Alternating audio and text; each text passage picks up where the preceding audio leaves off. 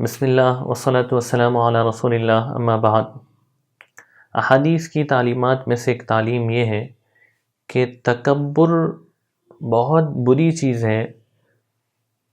تکبر سے نہ دنیا کا کوئی فائدہ ہے نہ آخرت کا کوئی فائدہ ہے۔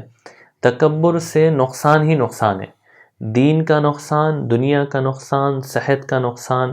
اس لیے آپ علیہ الصلوۃ والسلام نے تکبر سے بچنے کی تعلیم دی ہے کہ تکبر سے بچیں۔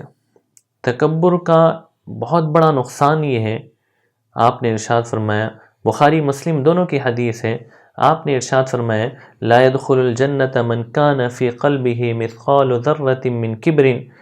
تکبر کے ذرہ برابر ایک ذرہ بھی تکبر کا کسی کے پاس ہوگا تو اس کے ساتھ جنت میں نہیں جا سکے گا، جنت سے اس کو روک دیا جائے گا، تکبر کا ذرہ بھی اس کے پاس ہوگا۔ اسی طرح بخاری مسلم دونوں کی حدیث ہے، آپ نے ارشاد فرمایا کہ جہنم کس کے لیے بنائی گئی ہے؟ الا اخبرکم باہل النار۔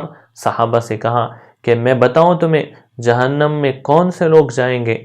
تو صحابہ نے کہا بتائیں، تو آپ نے ارشاد فرمایا کل عتل مستکبر، ہر وہ بندہ جو بدمزاج، بد زبان اور متکبر وہ جہنم میں جائے گا۔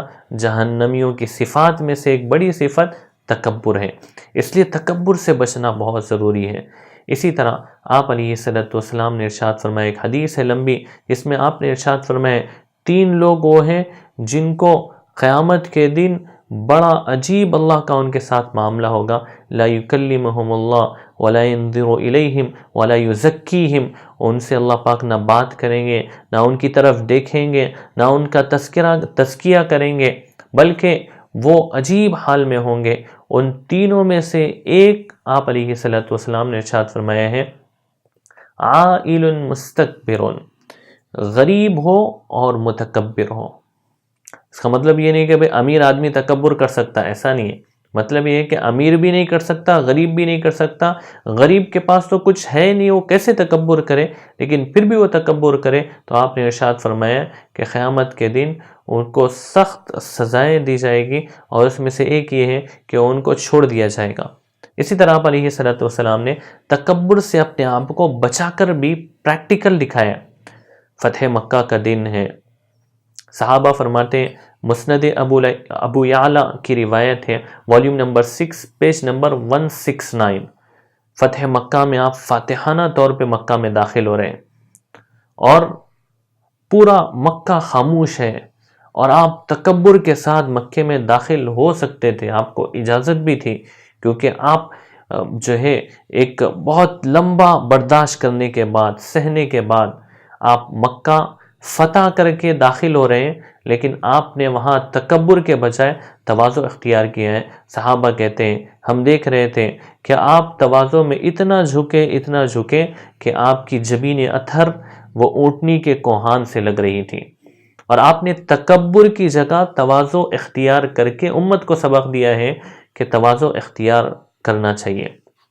اسی طرح غزوہ خیبر کے دن ایک قلعہ فتح ہوا، دوسرا فتح ہوا، تیسرا فتح ہوا، 10 قلعے فتح ہو رہے ہیں، لیکن آپ علیہ الصلوۃ والسلام کا حال یہ ہے۔ صحابہ فرماتے ہیں، طبقات ابن سعد والیوم نمبر 1 پیج نمبر 95، صحابہ فرماتے ہیں کہ آپ اونٹنی پہ سوار نہیں ہوئے، آپ یمنی یعنی اونچے ترکی گھوڑوں پہ سوار نہیں ہوئے، بلکہ آپ علیہ الصلوۃ والسلام گدھے پر سوار ہیں، اور آپ علیہ الصلوۃ والسلام کے جسم اطہر پہ معمولی سا کپڑا ہے، اور آپ جو گدھے کے اوپر جو نکیل ڈالے ہوئے ہیں وہ معمولی قسم کی ہے۔ حضرت انس رضی اللہ عنہ یہ حدیث بیان کرتے ہیں، آپ فرماتے ہیں کہ اس وقت آپ تکبر اختیار کر سکتے تھے، لیکن ایسے موقع پر آپ نے تواضع اختیار کر کے امت کو سبق دیا ہے، تکبر کی جگہ بھی تواضع اختیار کرو۔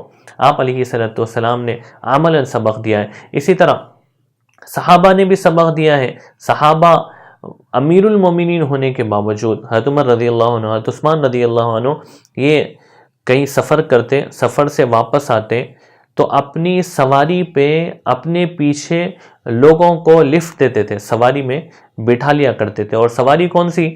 بادشاہ کی سواری، امیر المومنین کی سواری۔ اور دوسرے بادشاہوں کا معمول یہ تھا کہ کہ کوئی قریب بھی آنے نہیں دیتا ہے، آج بھی کوئی آنے نہیں دیتا ہے، کوئی بھی جو ہے کہیں کا ذمہ دار ہو جائے، کہیں کا جو ہے یعنی انچارج ہو جائے، وہ اپنے ساتھ کسی کو بٹھانا پسند نہیں کرتا. لیکن حضرت عمر رضی اللہ عنہ، حضرت عثمان رضی اللہ عنہ مدینہ میں داخل ہوتے وقت، یعنی شہر میں داخل ہو رہے ہیں، سب لوگ دیکھ رہے ہیں کہ امیر المومنین کی سواری آ رہی ہے، بادشاہ وقت کی سواری آ رہی ہے، لیکن یہ دونوں اپنے پیچھے کسی غلام کو، کسی کام کرنے والے کو، کسی معمولی آدمی کو پیچھے بٹھاتے تھے. اور امت کو انہوں نے سبق دیا ہے کہ اونچے عہدے پہ ہونے کے باوجود بھی تکبر نہیں ہونا چاہیے، بلکہ متواضع ہو آدمی. یہ حدیث بیہقی کی ہے، والیوم نمبر 2 پیج نمبر 143، جس میں انہوں نے سبق دیا ہے کہ تکبر نہ عہدے کا صحیح ہے، نہ مال کا صحیح ہے، نہ اعمال کا صحیح ہے، نہ دینداری کا صحیح ہے، نہ حسب نسب کا صحیح ہے، نہ خوبصورتی کا صحیح ہے. کسی طرح کا تکبر یہ درست نہیں ہے. ہر ایک تکبر کا انجام جہنم ہے اور دنیا کے اندر رسوائی ہے. اس لیے اللہ رب العزت سے دعا ہے اللہ رب العزت ہمیں تواضع اختیار کرنے کی توفیق عطا فرمائے، تکبر سے ہم سب کی حفاظت فرمائے. وما علینا الا البلاغ.